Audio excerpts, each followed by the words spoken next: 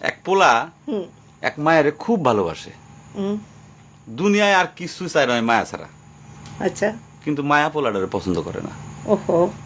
অনেক চেষ্টার পর মায়া সে পোলাডারে কইল যে ঠিক আছে, হ্যাঁ। আমি তোমারে ভালোবাসতে পারি, হ্যাঁ। আমার একটা জিনিস আইনা দিতে হবে। কি রে?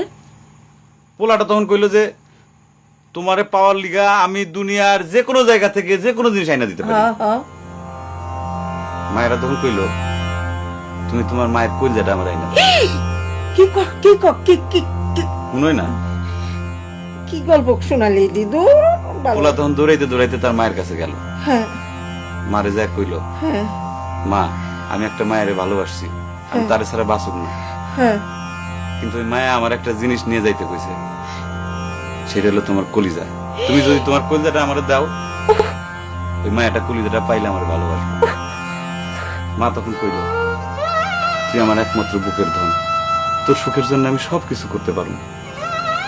পরে মা বুকটা ফাইরা কলিজাটা বাইর করে পোলার হাতে দিল। আহারে মা। পোলাটা কলিজাটা হাতে পাইয়া যে কি খুশি, মা দৌড়াইতেছে দৌড়াইতেছে দৌড়াইতেছে, দৌড়াইতে দৌড়াইতে হঠাৎ রাস্তার মধ্যে উষ্টা খাইয়া পড়ে গেছে।